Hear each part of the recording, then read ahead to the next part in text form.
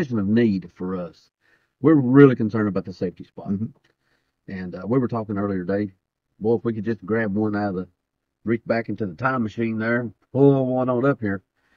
And it got us talking about a few, and we thought, well, who were the best four? You know, we've done some other Mount Rushmore series, and we thought we'd do one on the safeties. It's a good time for it. Yeah. And if you hadn't already seen them, we've got a running back one, quarterback, and a wide receiver. So we're, you know, like you said, Tim, we're going to do DBs this time, little safeties. Remember, guys, to like, subscribe, comment, hit that notification bell if you haven't already. It's free to you, and it helps us tremendously. Helps support the channel, gets more of this stuff out to other ball fans. But let's get into it, Tim. I think, in my opinion, this one's, you know, all these things are hard to do. I'm just going to say the top two guys, top three probably, I think, will be on most everybody's list, at least the top two. The fourth one is going to be harder, so feel free to put in the comment section who you would have had on this list, because, you know, maybe we was wrong. I'm not sure on this one, but we could have easily overlooked somebody. Yeah, and this, my memory isn't. And the criteria is pretty much why, while we've been watching football for the last 40, 45 years. Yeah, so anyone a little older than us is going to maybe throw a Bobby Majors out there. Yeah, which I totally understand. I mean, yeah, we left him off because but we didn't see him. that was way before my time. And a little bit before mine. Yeah. So, Bob, let's jump right into it. Okay. And this is not necessarily in order. Right. But go right ahead, Bob. First guy off that we talked about. I think you have to put Eric Bernie out there first, just because he's probably the most obvious guy out there. I mean, the guy won the Thorpe Award, so I mean, pretty good DB. 2008, he had 7 picks, 2 touchdowns, 8.5 tackles for loss, 3 sacks, 72 tackles. The guy led Tennessee in interceptions all 3 years he was there. I mean, that's pretty good.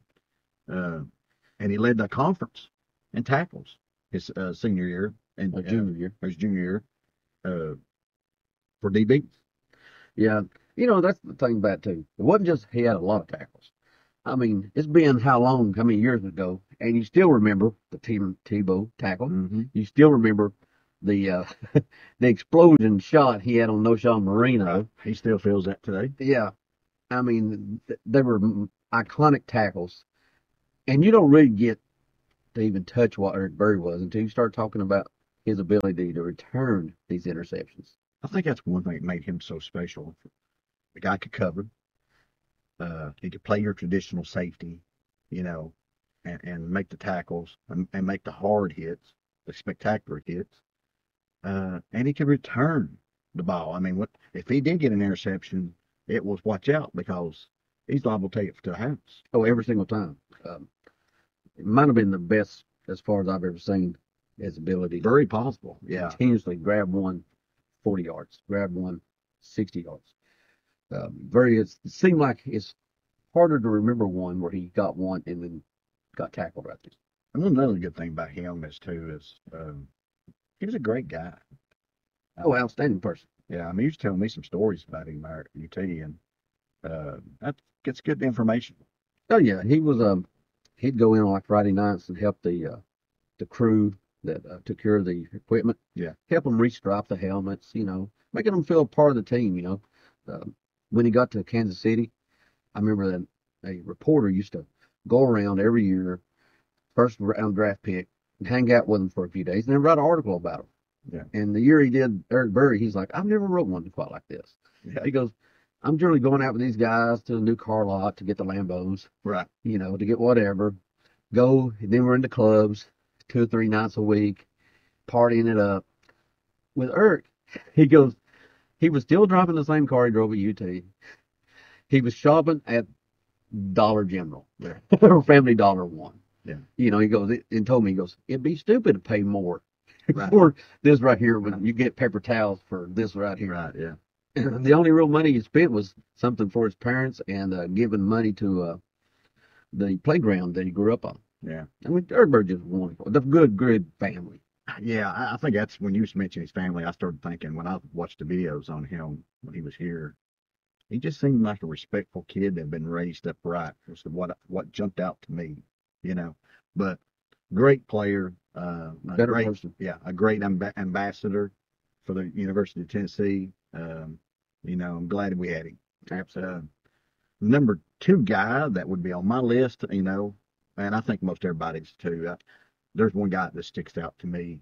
Is Dale Carter. And he's only here for 2 years, but All-American both years. I think that right there tells you how good a player he was. Yeah, and I'm not sure he's not number one on my list.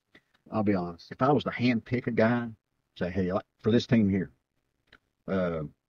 it might be Dale. I mean, it'd be really close between him and Eric Berry. I mean, how do you not pick Berry? But it'd be really close. But better yet, let's take both. Yeah, I'm agreeing. Yeah, I'm agreeing both. But well, he did All-American twice, like you said. Yeah. I led the college one year in kickoff returns. Mm-hmm. Yeah. Great returner, man. Yeah. Everybody remembers that return. They were Florida. bouncing off people. Yeah, against Florida. Yeah, he got hit pretty hard to the side there and just kind of, just keeps it rolling. Kept his balance. Just take the ball at the 10. Back up to the 15. Working to the 20. Seconds to the 25. Waiting to the 30. Outside to the 35 to the 40. To the 45 to the 50. Cutting to the far sideline down to the 45 to the 40. 35-30. Is there a flag on the play? I don't see one. 15, 10, 5, 4, 3, 2, 1. Touchdown, Carter! Tennessee scores! He's one of these guys that went to the NFL too, that he went from safety to corner, which is like the only time I think I've ever heard of that. That's true, man. You know, I've seen it happen a lot of times the other way around where the guy just not fast enough. That just tells you what kind of player he was, man. It was just like, hey, this guy's one of the best players I've ever seen. Let's put him out there, you know? Well, he had an impact from day one. Yeah. He stepped on the field, and he was the best player on that defense, probably. Yeah, I mean, it's back in time when you didn't have players coming in early, going through practices. Well, now they're coming in and around December. Yeah, around around both okay. practice. Yeah. And then they got spring, and then they got all summer. Yeah, Dale was like, he shows up 7 days later. He's like, hey, this is our starting safety. Yeah. I mean, that's just crazy. You hand him his shoes, his cleats, and the starting job about the same time. Right. That's like how good this guy was. The third one, Bob, I think it's going to be most everyone's list, too. I think so. I could be wrong, but I think so. Deion Grant. Yeah. I mean, he was big in there, winning a national championship. You get a little bonus points for helping do that. I mean, that saving interception against Florida, it was huge at the time. So pretty. Yeah, one of the prettiest interceptions you ever see. I mean, as you can tell right here. But and then in '99 All-American. Oh yeah, 7 interceptions or 9 interceptions. That is. Heck of a player, man. Heck of a safety. And I always made it look effortless. He would seem like he'd just glide across the field, but could cover so much ground when the ball was in the air. Yeah, he was moving. I mean, those three right there, to me, kind of separated from everybody else. The fourth guy, that's where it got really hard for me. You had a lot of guys who were a little bit closer in range, but it was much tougher. But for mine, I had it kind of going between 3 people. But you picked one of them, so I'm gonna go down the other 2. One guy's injury senior year killed most of his senior year, so I had to go with the other. But my fourth guy I'm gonna go with Jabril Wilson, another junior college guy. Man, he had in 2003 had 414 tackles, 15 deflections, 3 sacks, 3 interceptions, 8 tackles for loss, and then his junior year not bad with 82 tackles. And 5.5 tackles for loss. The guy was in the box, and the fact that he got 15 tackle deflections tells you he was around the ball a lot. He was, and he seems to be sometimes a forgotten man. Yeah. Over there for some reason. Yeah. But now I know the guy he beat out for you, Jason Allen, right? Yeah, Jason Allen. Heck, the guy had 123 tackles, 2 sacks, 3 forced fumbles, and 2 interceptions his junior year. It's a heck of a season. I mean, you add another couple interceptions, and then it might be like one of the best safety seasons of all time. Burry, again, another guy I felt like could have maybe played a little bit of corner, here and there, could have been very good at that level if they'd wanted to kept him there all the time. Just missed half a season there, senior season. Yeah, kind of missed. I think he got hurt the 5th game, so that kind of killed him on that. But who's your fourth guy, Tim? Well, I got to go back a little bit farther, and I'm going with Roland James. He was All-American, I think 79 it was. All-Conference in 78 also. Had 7 interceptions for that year. Didn't have quite as many as the senior year because people threw away from them. Yeah. But I remember Roland, man. He was another guy I thought was smooth. Yeah. He's the guy that played some corner and some safeties throughout his career. Played a first round draft pick for the Patriots. Played 11 seasons there. Had one of the most oddest stats. I know normally we don't really worry much about NFL, Right. but I was just that's all an odd stat. I thought he made 3 interceptions, not in the same game, but in the same quarter one time in the NFL. Yeah, that's hard to do. He probably had more catches than any receiver did in that quarter. I'll tell you right. Yeah. I mean, there wasn't a whole lot of opportunities once he threw in the catch, you know. No, he might have cost somebody the job. That's true, yeah. But no, Roland was a great ball player up on the hill. That was a little bit before my time. I was back in the black and white era, wasn't it, Tim? Back when you was young teenager, I guess. Yeah, they had organ music, no talking, Yeah, like Charlie Chaplin running around, so yeah. Well, he was on the sidelines. Sideline, yeah. Right. But yeah, heck of a player, Tim. That was another guy that I was definitely considering there. I think that's pretty much cuts down our list, man. You had some other guys that was kind of pretty good, but I think that's the majority of them.